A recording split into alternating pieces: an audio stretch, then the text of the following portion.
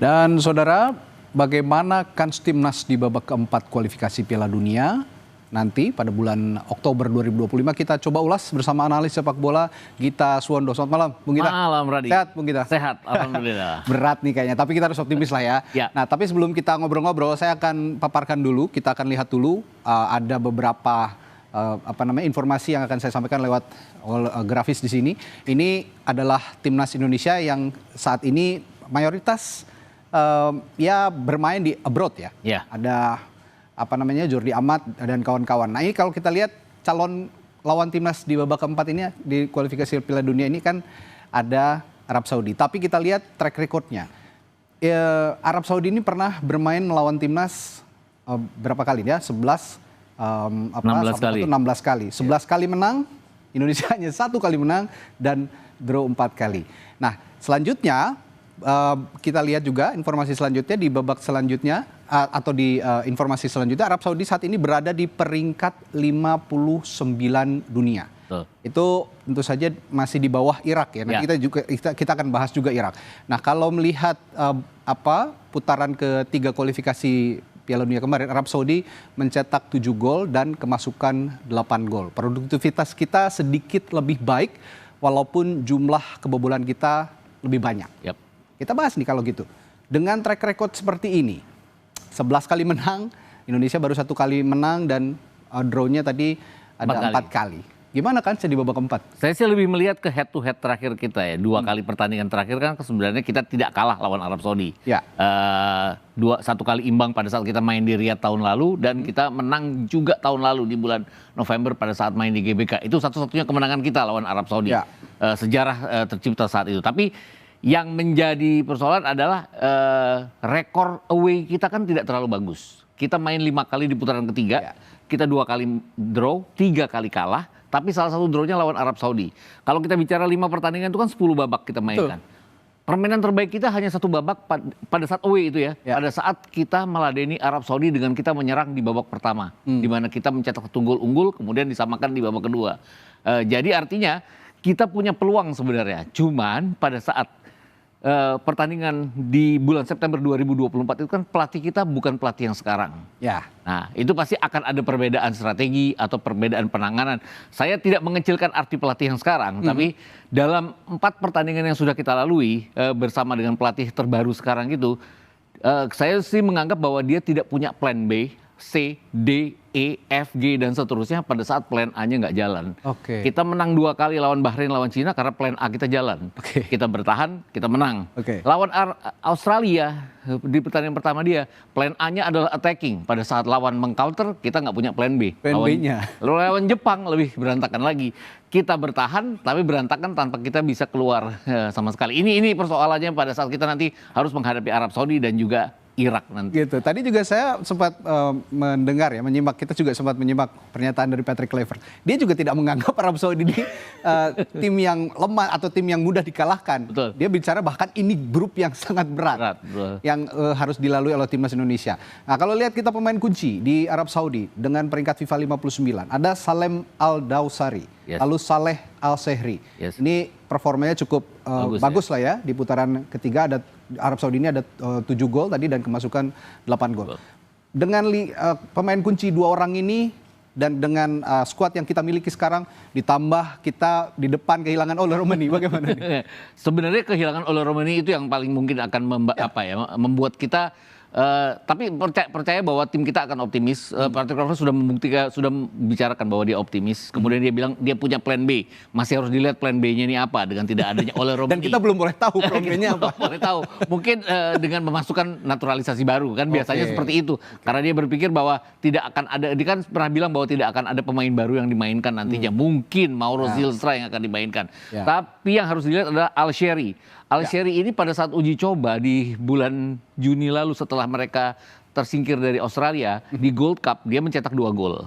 Kemudian mereka sampai ke perempat final Gold Cup. Artinya secara persiapan mereka sudah mempersiapkan, mereka ikut Gold Cup. Nanti di bulan September mereka berhadapan dengan Republik Ceko di away di Republik Ceko. Jadi mereka sudah memikirkan bagaimana untuk menghadapi lawan-lawannya nanti di putaran keempat. Oke. Dan yang harus diwaspadai, waktu putaran sebelumnya itu ada home and away. Yep. Kalau masih di fase grup. Sekarang kan nggak ada home and away itu. Ya, betul. Dan bermain di Arab Saudi. Apa yang harus diwaspadai? Ya, segala macam permainan, terutama menghadapi negara-negara Jazirah Arab kan pasti harus menghadapi bagaimana trikinya mereka. Betul. Lawan Arab Saudi yang satu sama aja mereka banyak sekali loh melakukan triki-triki yang walaupun kalau dibandingkan dengan Qatar, trikinya Arab Saudi itu sangat minim dibandingkan dengan Qatar, dibandingkan dengan Bahrain. Saya lebih mengatakan bahwa kita beruntung tidak berhadapan dengan Bahrain. Kenapa? Karena Bahrain di putaran ketiga, home, mereka menang 4 kali dan hanya kalah 1 kali. Arab Saudi ini hanya menang 1 kali pada saat home. Kalah 2 kali dan draw 2 kali, diantaranya draw itu melawan kita. Jadi tanda kutip masih lebih fair lah ya. Ya masih lebih fair dan kita masih lebih punya peluang setidaknya imbang menghadapi mereka. Oke. Kalau melihat performa mereka dengan produktivitas 7 gol di putaran sebelumnya, ini cukup produktifkah atau sebenarnya biasa saja Arab Saudi ini bisa disaingi oleh tim-tim lawan, terutama nanti di babak keempat kualifikasi? Main 10 kali dengan cetak 7 gol kan, artinya mereka bahkan tidak sampai ke hanya 0,7 ya artinya. Dan saya pikir juga tidak terlalu istimewa untuk gambaran mereka ada di ranking ke-59. Pada saat putaran ketiga terakhir kan mereka ada di ranking 58 sebelum disalip oleh Irak. Jadi dari sisi mencetak gol saya tidak terlalu mengkhawatirkan mereka.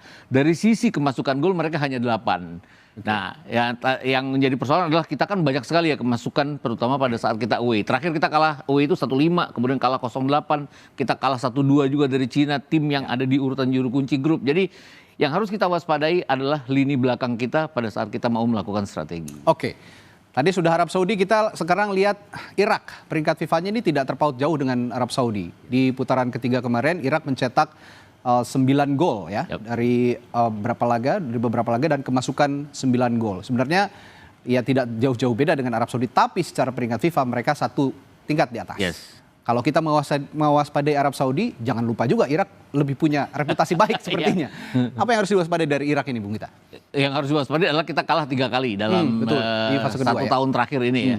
Kita kalah 1-5 di Irak, kemudian kita kalah 1-3 di Qatar pada saat Piala Asia, bahkan di GBK kita kalah 0-2. Ini yang harus kita waspadai. Kita sambil tampilkan juga Bung Gita, ini ada track record pertemuan kita dengan Irak di slide berikutnya.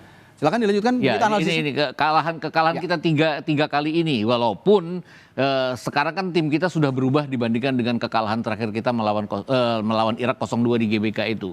Tapi pada saat itu sudah ada JIZ juga sudah ada, Ragnar juga sudah ada.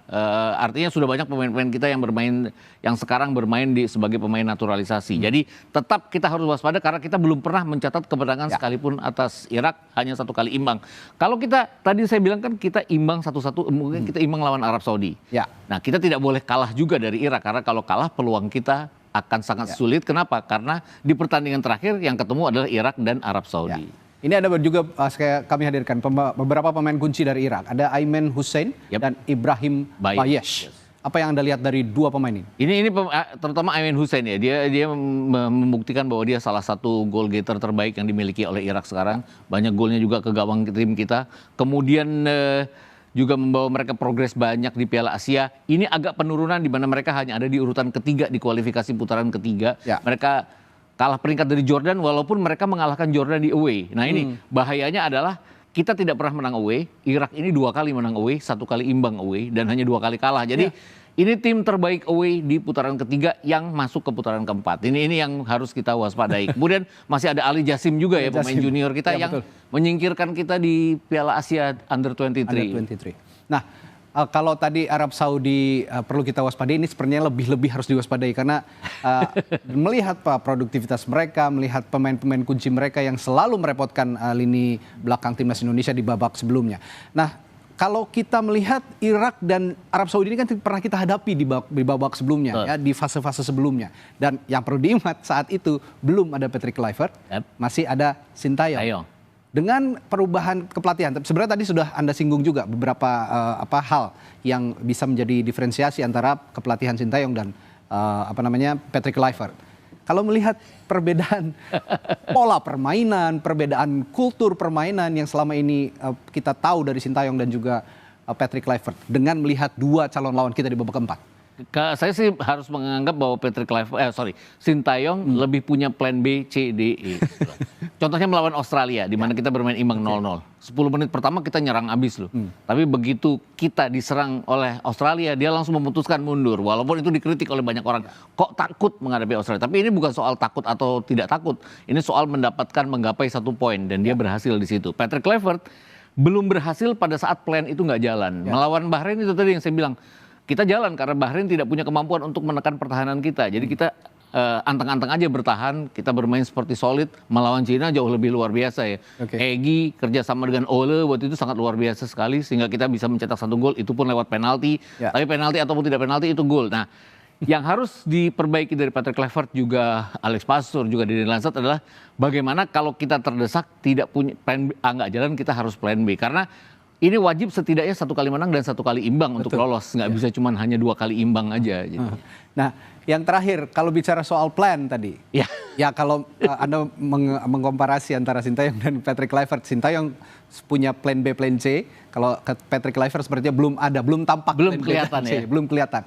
Dan dia bicara hari ini soal ada plan B ketika Ole Romani tidak bisa bermain di kualifikasi babak keempat. Apakah solusinya Jens Streffen yang kemarin mencetak 6 gol di AFF U23. Susah juga ya kalau menganggap lawan Brunei ya. Kemarin saya ngeliat pertandingan lawan Brunei itu kayaknya apa ya? Brunei itu kagum banget sama pemain kita. jadi seperti tidak memberikan tekanan ke kita, memberikan ruang. Kan pemain bisa cetak gol yang bagus itu kalau dia dikasih ruang, dikasih waktu. Dan Jens Streffen itu banyak sekali dikasih ruang dan waktu. Bahkan 2 gol luar biasa kita dari Raihan Hanan dan juga dari Arkan Fikri itu dari tendangan bebas tendangan dari luar kotak penalti yang mereka diberi kesempatan ya. Raven terbukti pada saat Piala Asia Under-20 tidak banyak berkembang melawan Iran, kalah 0-3 kita. Dia cetak 1 gol memang lawan Uzbekistan, tidak main lawan Yaman. Tapi pada saat di Stadion Madia juga berhadapan dengan Timor Leste dia hanya bikin 1 gol. Jadi kalau dulu pelatih kita sebelum Kluivert bilang bahwa dia belum saatnya dewasa untuk main di timnas, ya mungkin itu. Tapi kan ada Mauro Zylstra yang sedang proses ya sekarang untuk naturalisasi. Mudah-mudahan itu jadi solusi. Dan kalau mau bicara soal Raven, kita mungkin masih bisa lihat di pertandingan-pertandingan berikutnya. Ada Filipina dan Malaysia. Atau di fase berikutnya di Piala AFF U23. Ada Thailand atau mungkin Vietnam. Itu dia. Setelah bisa lolos dari situ dan menunjukkan performa, barulah kita bisa bicara plan B-nya. Tapi kan Ole Romani tadi bilang di sosial medianya bahwa operasinya lancar. Dia akan ingin kembali dengan cepat dan alegria dia bilang. Alegria itu kan artinya cheerful, joyful, penuh optimisme. Ya mudah-mudahan aja. Selalu ini ya, motonya dia ya. September mungkin nggak ikut FIFA Matchday yang lawan Lebanon Kuwait, tapi siapa tahu. Kalau gitu finger cross. Ya finger cross. Mudah-mudahan Ole ini bisa segera sembuh dan mungkin proses Mauro Zylstra juga akan lebih cepat dan menjadi plan B-nya Patrick Kluivert nanti saat babak keempat kualifikasi Piala Dunia zona Asia. Terima kasih Bung Gita sudah memberikan analisisnya di Sapa Indonesia Malam Kompas TV. Sampai jumpa lagi, selamat malam Bung Gita.